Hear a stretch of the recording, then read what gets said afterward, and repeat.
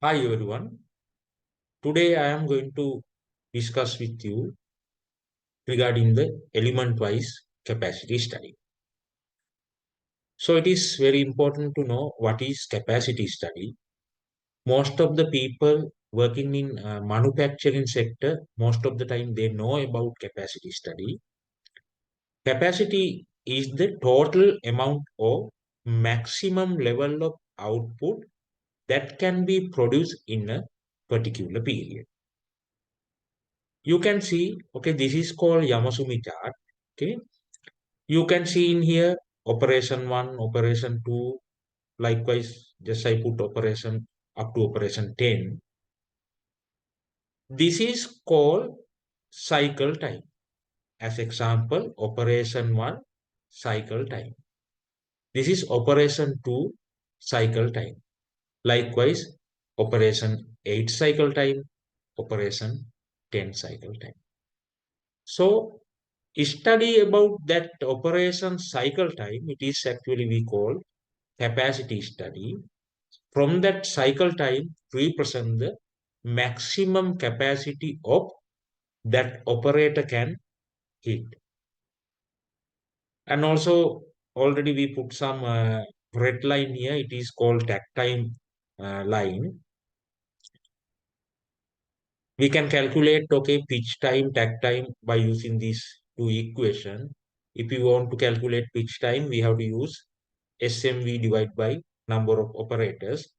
If you want to calculate takt time, time available to complete the order, we have to divide by order quantity. Okay, actually, that is called flow rate. Based on that flow rate only, we can balance this production line. Now you can see, okay, there are some bottleneck because that takt time, if not pitch time, is the given time. But when we consider the individual operations, they are taking much time. Okay, you can see operation 1, that operator taking much time when compared with the takt time.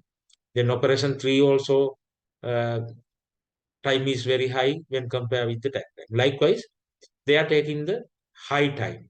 Okay, so those kind of operation we call the bottleneck. Then if we want to solve this bottleneck, we have to go for the element-wise capacity study, element-wise time study. Okay, so it is very important to know about what is element. We have to divide the total work into elements.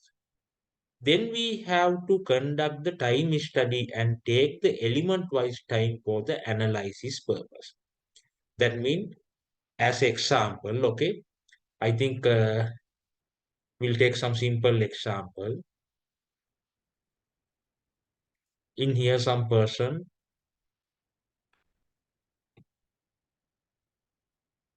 think in here some person, in here some table, this is the table. On the table, there is a marker pen, and here whiteboard.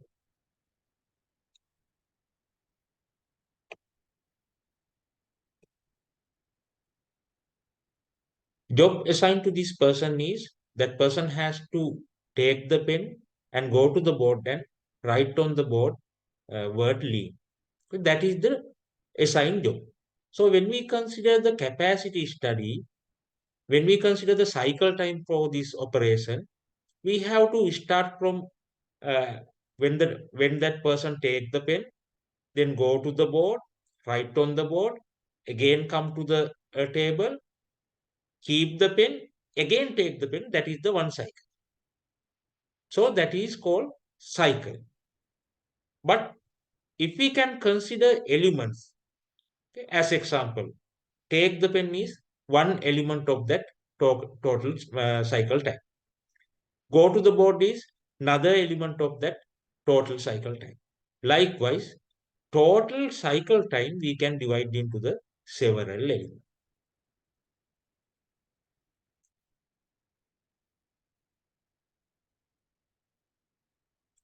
But we have to keep in our mind there are two basic rules when we divide elements of the total cycle. The first one is element can contain only one word. So please keep in your mind, if you divide some cycle into the element, okay, that one element can contain only one word. That means single activity we have to consider. The second point is elements should be measurable. That means to measure the elements, usually measure the element times, we are using the stopwatch. It will take some time to switch on. That means it will take some time to make a lap. So if we select some element without, that means if it is not reasonable time, it is going, it's like a flash. So we can't measure. So please keep in your mind when we divide into the element, every element can contain only one verb, and as well as it has to be measured by the stopwatch, so that element should be measurable. These are the element of that example which we have taken. Element 1 is take pen, 2 is go to the board, element 3 is open the clip, element 4 is write on the board, element 5 close the clip, then element 6 is go to the table again, element 7 is keep the pen. So my focus today, uh, how we conduct the time study and how we analyze the time study sheet. That is my main focus. Okay. So we have to study about how to analyze the capacity study sheet. Okay. Now I'm moving to another sheet. Okay. This is the capacity study sheet, sample capacity study sheet. Now you can see in here that total cycle we put as a element. That element already I have discussed with you. These are the elements. Take pen, go to the board, open the clip, write on the board, close the clip, go to the table, keep the pen. Usually when we do the capacity study, at least we have to take 10 cycles. Okay, this is cycle 1, cycle 2, cycle 3. Likewise, at least we have to study 10 cycles. Now you can see in the cycle 1, time taken to take the pen is 1.23. In cycle 2, time taken to take pen is 1.45. Likewise, in cycle 10, time taken to take the pen part 1.34. Okay, similarly, okay, you can see as example, okay, this is cycle 3. In cycle 3, write on the board, the time taken is 5. In cycle 7, okay, close the clip, time taken 6.75. Likewise, we can collect all the time by using the stopwatch on the floor. Okay, so at least we have to take 10 cycles, element wise time. Now you can see that little bit gray color row here. Whatever the real time which we have observed, we have to round up into the nearest number. Okay. As example in here, 1.23. Then when we round up into the nearest number, it's come like a 1. When we go to here, 3.56. When we round up this into the nearest number, it will take 4. Likewise, all the real time taken, we have to round up into the nearest number for the analysis purpose. Then you can see some red color boxes also here. Because when we see that, okay, write on the board element, in first cycle, it took 3. The second cycle, it took 4. In third cycle, it took 5. Likewise, okay, it's the all times came around 4, 3, 5 like that. So 10 is, it is abnormal number. Similarly, in here, 7 abnormal, in here, 12 abnormal. So we have to highlight the abnormal numbers first. Then we have to understand why abnormal number come. Please consider when you do the real time study on the flow, sometime that operator may attend to some problems. Sometime, okay, thread may be out of the machine. Then that person has to again thread in when we consider about the sewing operation. If not some equipment falling down, then that person has to again take that equipment. So likewise, there are so many abnormal things can happen on the real flow. So because of that, we highlight that. Then, okay, in lower, you can see total cycle time. This is element time. This is the total cycle time. How we take the total cycle time? It is very easy. Only thing is we have to add all the round up number in here. 1 plus 3. Okay, then 4, 5. Okay, likewise 8, 9. Okay, then 10 and 13. The final number comes 30. As example in here, 1, 3, 4, 5, 10, 11. Okay. Likewise, the total number comes 17. But when we take the cycle time in this kind of column, because there is a abnormal number here, so we have to uh, take the abnormal, we have to take the time with the abnormal number, but we have to highlight this one because this is abnormal number. The total cycle time also depend on that abnormal number. Because of that, high values came to here. When we go through this row, this is the element time. Okay, that is very important thing. Most of the time, people can think, okay, if we can take average, that is good. But I would like to tell, average is not good. There is a concept called lowest repeatable. Lowest repeatable. So from here, we have to select the lowest number and most repeatable number. As example in here, you can see how many ones here? 1, 2, 3, 4, 5, 6. In here, lowest is 1. It is repeat 6 times. In here, 2, 1 time, 2, 3, 4, 4 times. So based on the lowest repeatable law, the element time is 1. When we move to this one, okay, in here, okay, when we move to this one, you can see, okay, what is the lowest number? Lowest number is 3. Okay, but when consider repeatability, 3 is happen only 2 times. But when we go into the number 4, 1, 2, 3, 4, 5, 6, 7. It's repeat 7 times. So we can think that is the suitable element time. So we took the 4. After we select all the element times, then we can add all the element times and we can take cycle time into here. You can see the cycle time.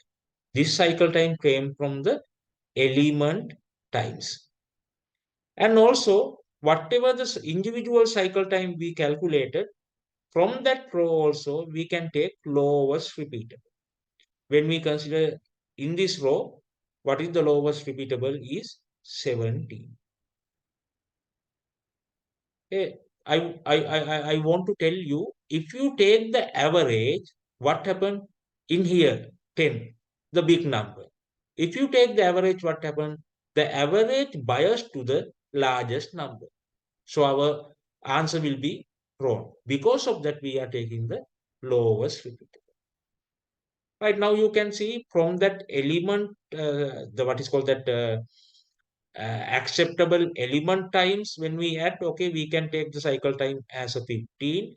But when we consider the individual cycle time and when we take the lowest repeatable, it's come like 17. 15 here, 17. Actually, this is the concept. If we conduct this cycle time, time study in very proper way, this number and this number has to be equal. So it means in this study there is a little difference.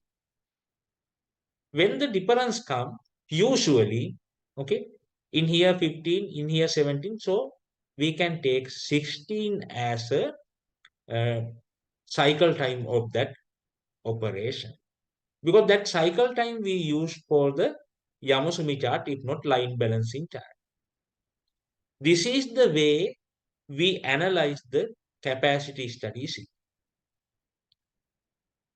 Please, you have to understand, if our production line included 30 operations, that 30 operations separately, we have to take this kind of 10 cycle in each operation. Then we have to analyze on this kind of uh, capacity study analyzing. Then only we can take the optimal cycle time. Based on that, we can make a Yamasumi chart. Okay, actually, at least, okay, when we make a Yamasumi chart first time, when the new style feed into the line, okay, yes, we can do the capacity study without dividing into the element, at least, okay, 5 cycles we can take. After we draw the Yamasumi chart, if we capture any bottleneck area, at least that bottleneck area, we have to do the element-wise capacity study. Okay. Why we have to do element-wise capacity study for that bottleneck operations? Okay, we have to think about that because okay, there are some benefits of that element-wise time study. If we do the element-wise time study, we can easily understand what are the value adding, what are the non-value adding. Then we can identify what is the time taken for value adding activities and what is the time taken for non-value adding activities. It will lead to reduce the non-value adding activities, as well as when we reduce the non-value adding activities, it will lead to improve the capacity. When the capacity improve, our output will be improved.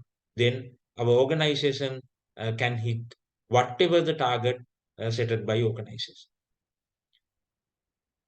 Okay. Now I'm summarizing what I have discussed today. When we change the style, at least within second day, we have to do capacity study. That capacity study, okay, no need to do element wise. We can take the cycle time. Okay, based on that, we have to draw. It is called before Yamasumi chart. That means before balance the line, we took that cycle time, and based on that data, we are preparing that Yamasumi chart. That is why it is called before Yamasumi chart. When we draw the before Yamasumi chart, line balancing chart, after we complete that pitch time or takt time line, we can observe there are some bottleneck. Usually it may be around 4 to 5. Then for the improvement, for the achievement, we have to balance the line. If we want to balance the line, what we have to do? We have to reduce the bottleneck times. So if we want to reduce the bottleneck time, definitely those operations, we have to do element-wise time study.